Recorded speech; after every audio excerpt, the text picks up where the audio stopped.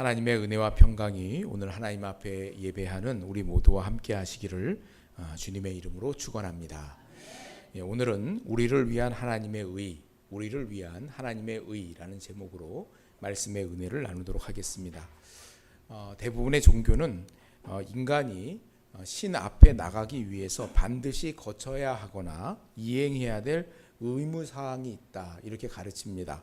그러한 의무사항을 준수함으로 신 앞에 나아갈 자격을 얻는다, 이렇게 말합니다. 근데 기독교는 뜻밖의 선언을 합니다. 인간이 행하는 그 어떤 행위로도 하나님과의 관계를 바르게 할 수 없다라고 선언합니다.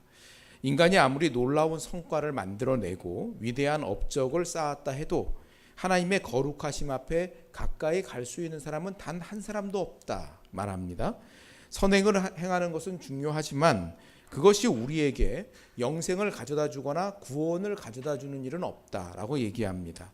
사람들은 도덕적인 생활이나 자기 수양을 통해서 하나님의 기준에 도달하려고 하지만 모두가 죄 아래에 있다.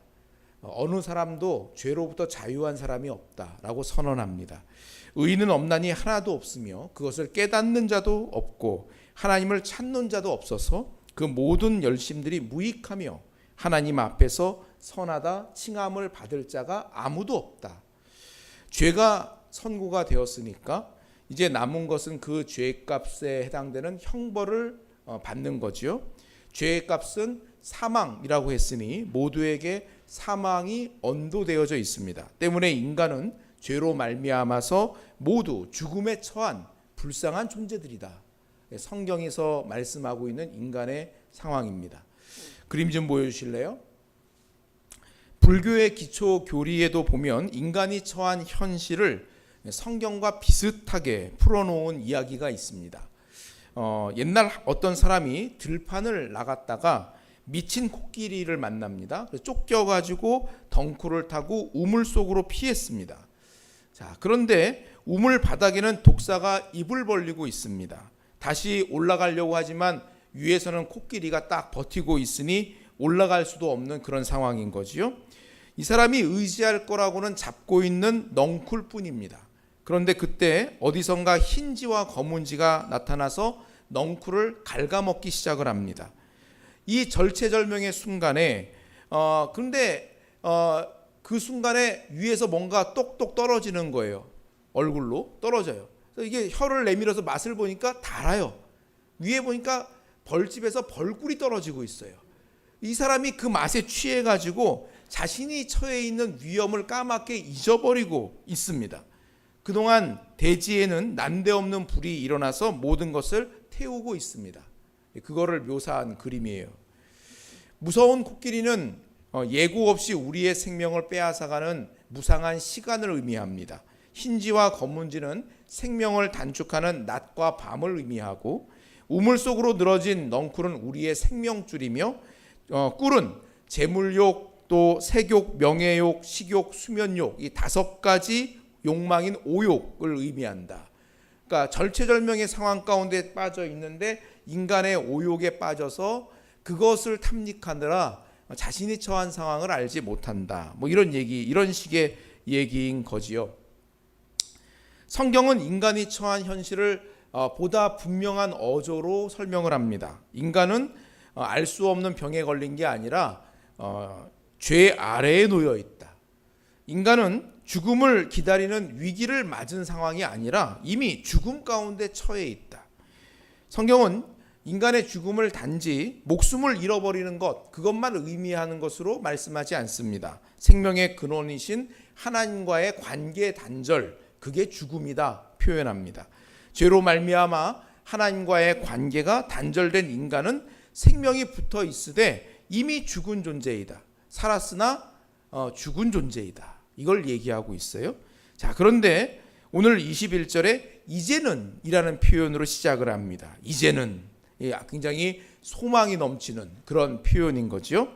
오늘 말씀에서 가장 중요한 단어는 하나님의 의라는 단어입니다. 여러분 성경을 공부하시거나 묵상하실 때 같은 단어가 반복이 되거나 다른 단어지만 같은 의미로 바꾸어서 사용되는 말이 반복될 때, 같은 의미가 반복이 되어질 때 그 말씀은 그 부분은 중요하게 봐야 된다는 그런 의미인 거예요. 중요하기 때문에 반복해서 표현이 등장하는 건데 하나님의 의가 로마서 1장 17절에서 복음에는 하나님의 의가 나타나서 믿음으로 믿음에 이르게 하나니 거기서 처음 사용되었던 말씀입니다. 근데 오늘 우리가 읽은 말씀 속에서도 하나님의 의가 반복해서 쓰입니다. 우리 21절과 22절을 읽어보겠습니다. 이제는 율법에 하나님의 한 의가 나타났으니 율법과 선지자들에게 증거를 받은 것이라 곧 예수 그리스도를 믿음으로 말미암아 모든 믿는 자에게 미치는 하나님의 의인이 차별이 없느니라. 또 25절과 26절을 읽어보겠습니다. 이 예수를 하나님이 그의 피로써 믿음으로 말미암아 화목제물로 세우셨으니 이는 하나님께서 길이 참으시는 중에 전에 지은 죄를 간과하심으로 자기의 의로우심을 나타내려 하심이니 이때에 자기의 의로우심을 나타내사 자기도 의로우시며 또한 예수를 믿는 자를 의롭다 하려 하심이라. 아멘.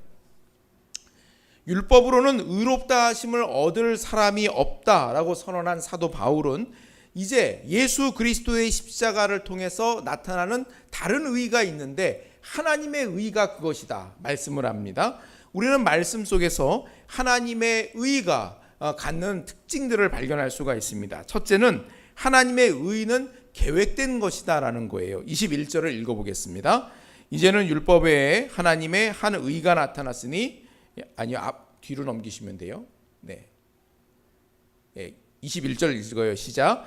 이제는 율법 외에 하나님의 한 의가 나타났으니 율법과 선지자들에게 증거를 받은 것이라. 네. 거기까지요. 네. 율법과 선지자들은 구약을 지칭하는 관용어법이에요. 구약 성경의 율법서와 선지서들을 합쳐서 구약 성경이라고 부르는데 율법과 선지자들이다. 이렇게 구약 성경을 표현하는 관용어법으로 쓰입니다. 하나님의 의가 나타난 이 복음은 갑자기 만들어진 것도 아니고 우연히 생긴 것도 아니다라는 겁니다. 이미 구약 성경에서부터 철저히 계획이 되어진 것이다라는 그런 의미예요. 우리도 중요한 일을 할 때에는 철저하게 계획을 세우지 않습니까? 우리 그림 사진 좀 보여주세요. 예. 네? 예. 예. 지난 전교인 수양회 때 1박 2일의 짧은 일정이었지만 이 일도 저절로 이루어진 건 아닙니다. 이게 이 사진이 지금 뭐 먼저 가신 분들도 있고 또 사진 찍기를 별로 좋아하지 않으셔서 빠지신 분들도 있고 그렇게 합니다만 단체 사진이에요. 그렇긴 한데 1박 2일 이게 시간적으로는 불과 24시간 남짓밖에 안 됩니다. 그렇다 하더라도 1박 2일의 시간도 이 시간을 보내려면 누군가가 이거를 준비하고 계획하는 그런 과정들을 거쳐야 합니다. 저절로 되는 건 아무것도 없죠. 그 1박 2일을 은혜 충만하고 편안하게 지낼 수 있도록 여러 사람이 머리를 맞대고 계획하고 준비를 합니다. 알게 모르게 앞에서 뒤에서 수고한 손길들이 많이 있습니다. 이렇게 준비하고 계획하는 그 짧은 시간임에도 불구하고 그런 계획들이 있으니까 우리들이 편안하게 그 시간들을 누릴 수가 있는 것 아니겠습니까? 여러분 지금 여러분이 앉아 계신 그 의자도 어제 누군가 나오셔서 손걸레질로 청소를 하셨어요. 또 누군가 나오셔가지고 강단에 이렇게 꽃 화분으로 예쁘게 장식도 하셨어요. 누군가 한 사람들이 있기 때문에 지금 우리들이 필요를 따라서 편안하게 예배를 참석을 하고 또 교제를 하고 주의를 지키고 신앙생활을 하고 있는 겁니다. 어느 것 하나 저절로 이루어지는 게 없습니다.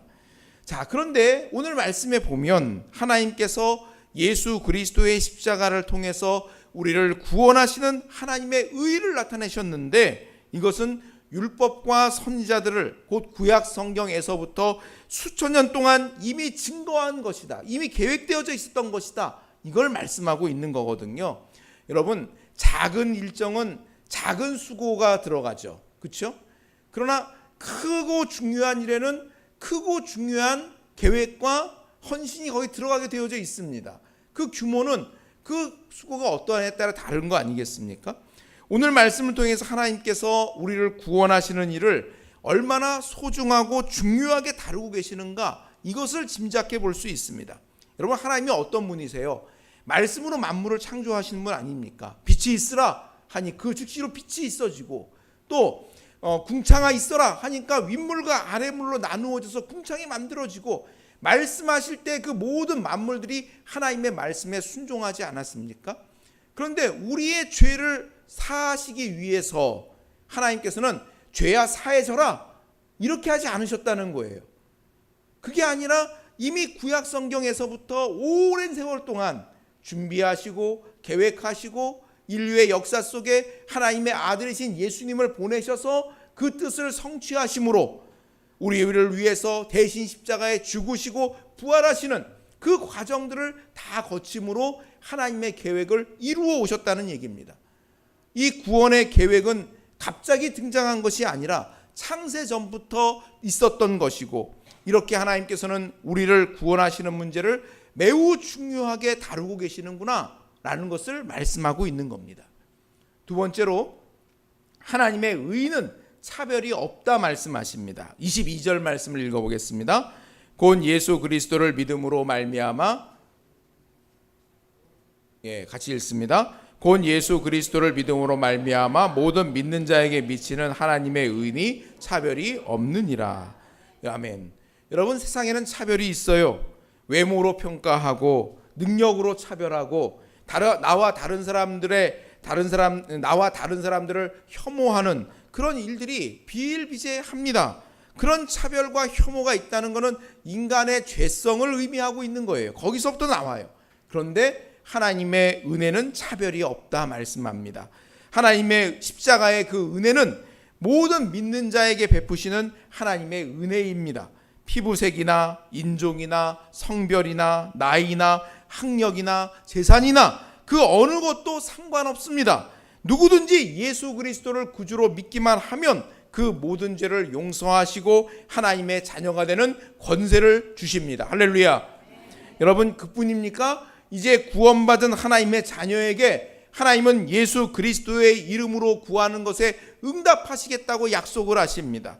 자녀된 권세로 구하라고 하십니다. 구하고 찾고 두드리는 자에게 언제든지 주시고 열어주시겠다 약속하십니다. 우리 마태복음 7장 11절을 읽어봅니다.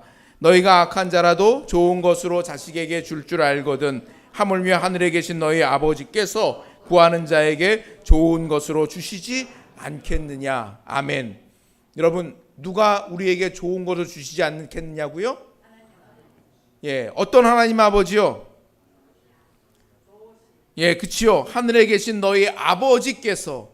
여러분, 하나님께서 나의 아버지가 되신 거 믿으십니까? 하나님께서 좋은 것 주기를 기뻐하시는 아버지가 되신다는 것 믿으시기를 주님의 이름으로 축원합니다. 아멘. 그 우리에게 좋은 것 주기를 기뻐하시는 그 좋으신 아버지께서 구해라 말씀하십니다. 예수 이름으로 간구하라 말씀하십니다. 그러니 왜 기도하지 않을 수가 있겠습니까? 어려운 일을 당할 때, 힘든 일을 만날 때, 내 힘으로 부족하다 생각될 때 하나님의 은혜를 구하고 나에게 베푸시기를 기뻐하시는 좋으신 아버지의 이름을 부르고 그 이름을 부르는 자들마다 승리하는 줄 믿으시기를 바랍니다. 차별이 없는 주님의 은혜를 오늘 저와 여러분들이 다 누릴 수 있기를 주님의 이름으로 축원합니다. 마지막으로 하나님의 의는 전적인 은혜입니다. 24절과 25절을 읽어보겠습니다. 그리스도 예수 안에 있는 속량으로 말미암아 하나님의 은혜로 값없이 의롭다 하심을 얻은 자 되었느니라. 이 예수를 하나님이 그의 피로써 믿음으로 말미암는 화목제물로 세우셨으니 이는 하나님께서 길이 참으시는 중에 전에 지은 죄를 간과하심으로 자기의 의로우심을 나타내려 하심이니. 아멘. 하나님의 의가 드러난 복음은 전적인 하나님의 은혜로 받는다 말씀합니다. 이 일을 이루는데 우리가 보태거나 우리가 힘써서 이룬 게 없습니다. 실상 우리는 하나님 앞에서 의롭기는커녕 도덕적으로 완전하지도 않습니다.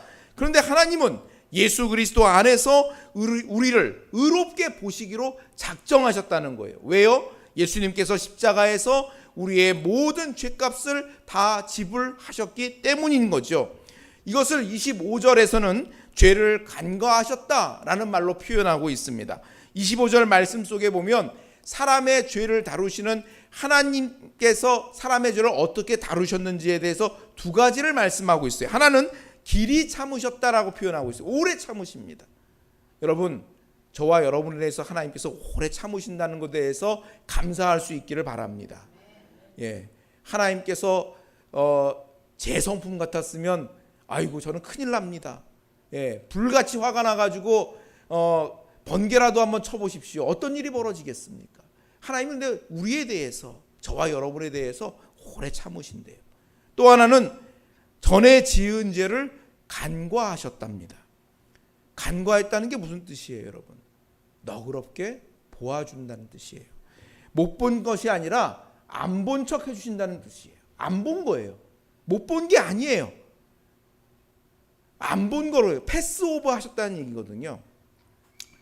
이스라엘 백성들이 애굽에서 출애굽을 할 때 6월절을 패스오버라고 얘기하잖아요. 문설주에 양의 피를 바르라고 했어요. 하나님께서 약속을 하셨어요. 문설주에 양의 피를 발라라. 그러면 죽음의 천사가 지나가면서 양의 피가 발라진 집은 이 집은 하나님의 언약 백성 집이구나 하고 그 집은 건너간다는 거예요. 패스오버, 넘어간다는 뜻이에요. 넘어가는 거예요. 문설주에 피가 안 발라져 있는 집은 들어가서 사람으로부터 짐승에 이르기까지 모든 장자의 생명을 걷어가셨어요. 그러니 이건 약속이었어요. 이스라엘 백성이라 하더라도 문설주에 피 바른다고 무슨 일이 벌어지겠어? 하고 양의 피를 안 바른 사람은 여기 어김없이 모든 장자가 그 안에 있는 장자 다 죽었습니다.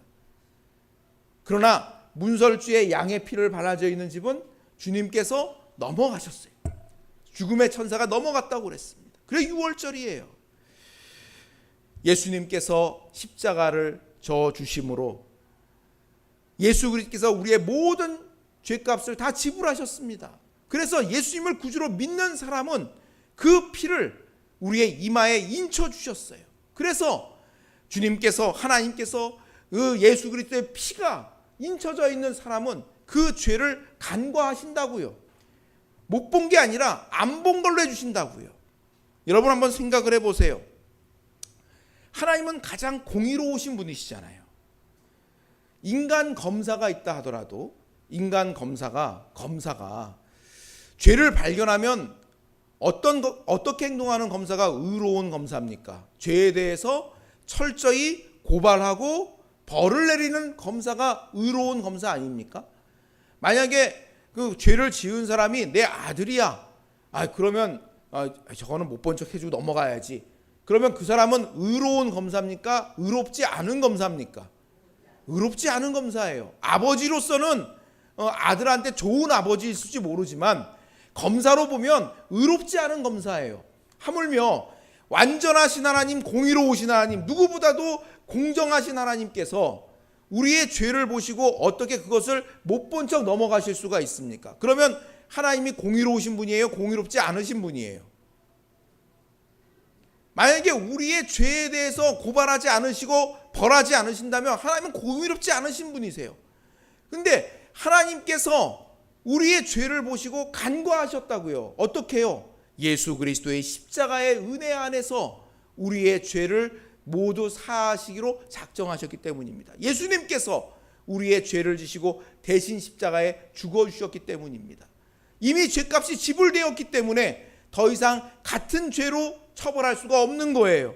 예수님을 구주로 영접한 사람은 이미 모든 죄가 지불되었음, 모든 죄값이 처리되었음, 그러므로 더 이상 죄를 물을 수가 없게 된 겁니다. 그래서 예수 그리스도는 우리를 향한 하나님의 공의로우심, 하나님은 반드시 죄를 심판하셔야 된다는 그 심판도 거기 십자가에서 이루어졌지요. 뿐만 아니라 우리를 향한 하나님의 사랑, 모든 사람이 죄로 말미암아 죽지 아니하고 다 구원받기를 원하시는 하나님의 사랑도 십자가에서 이루어진 겁니다. 그래서 십자가는 하나님의 공의요, 하나님의 사랑이 나타난 증거라 말씀하고 있는 겁니다. 주님께서는 이와 같이 전적인 은혜로 우리를 구원하시고 우리에게 은혜 베풀기를 원하십니다. 이 하나님의 사랑은 누구나 받을 수 있지만 아무나 받는 것이 아닙니다. 오직 믿음으로 응답하는 사람에게 베푸시는 하나님의 은혜입니다. 우리 27절 말씀 같이 읽어보겠습니다. 그런즉 자랑하는 때가 어디냐? 있을 수가 없느니라. 무슨 법으로냐? 행위로냐? 아니라 오직 믿음의 법으로니라. 아멘. 죄의 문제는 내가 힘쓰고 애쓴다고 해결할 수 있는 차원의 문제가 아니에요. 만약 사람의 힘으로 죄의 문제를 해결할 수 있는 방법이 단 1%라도 있다면 굳이 예수님께서 이 땅에 오셔서 우리를 대신해 십자가를 대신 져 주셔야 될 이유가 없는 겁니다. 사람의 능력으로 할 수 없기 때문에 하나님께서는 당신의 아들을 보내주셔서 우리를 위하여 십자가를 지고 우리의 모든 죄값을 친히 감당하셨습니다. 이 복은 내 힘으로 얻는 것이 아니라 그 십자가의 은혜를 믿는 자가 받는 은혜인 겁니다.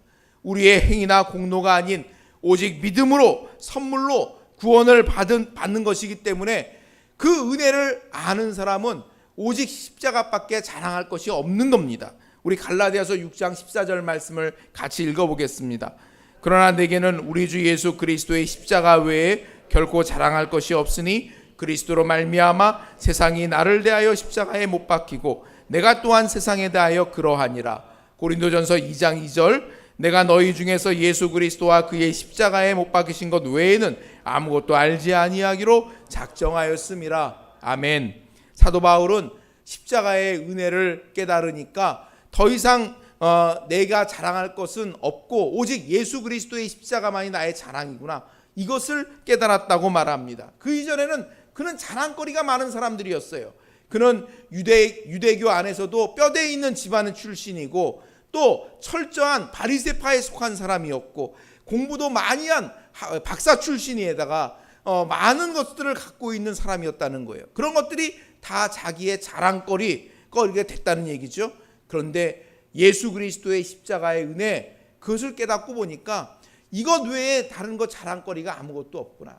십자가의 은혜에 비교하니까 다른 것들은 다 배설물과 같구나. 그렇게 고백하고 십자가를 자랑하는 사람이 되었다라고 말하지 않습니까? 오늘 저와 여러분들은 어떻습니까? 예수님의 십자가의 은혜가 내 안에 충만하고 넘쳐서 십자가 외에는 자랑할 것이 없는 그런 사람으로 살아가고 있습니까? 십자가를 자랑하고 내가 십자가로 말미암아서 하나님의 그 의로우심에 인침받은 사람이라는 것을 굳게 믿고 살아가고 있습니까? 세상은 우리들에게 다양한 잣대를 들이대며 우리를 평가합니다. 우리가 얼마나 배웠는지, 어떤 집에 살고 있는지, 또 어떤 것을 갖고 있는지, 이런저런 것들을 가지고 사람을 평가하고 그 수준이라고 그렇게 평가절하하고 그렇게 하는 걸 볼 수가 있어요. 그런데 성경은 그렇지 않다는 거죠. 하나님은 그게 아니라는 겁니다. 하나님은 우리를 예수 그리스도의 십자가의 은혜로 구속하시고 하나님의 자녀 삼으시며 의롭다 칭해 주시고 하나님의 백성으로 인도하시며 그렇게 우리의 발걸음을 인도하신다 말씀합니다. 여러분, 우리는 하나님 앞에 의로운 백성이라 인정함 받은 사람들입니다. 하나님께 인정받은 사람이 어디 가서 꿀릴 일이 있겠습니까? 여러분, 담대하십시오. 세상에 나아가서 십자가의 그 은혜를 자랑하고 그 어떤 잣대도 물리치고 내가 하나님의 백성 됐다는 것을 기억하며 나의 정체성을 알고 사는 복된 백성들이 다 될 수 있기를 주님의 이름으로 축원합니다. 기도하겠습니다. 우리 찬송가 228장 찬양하시면서 성찬식 진행하겠습니다.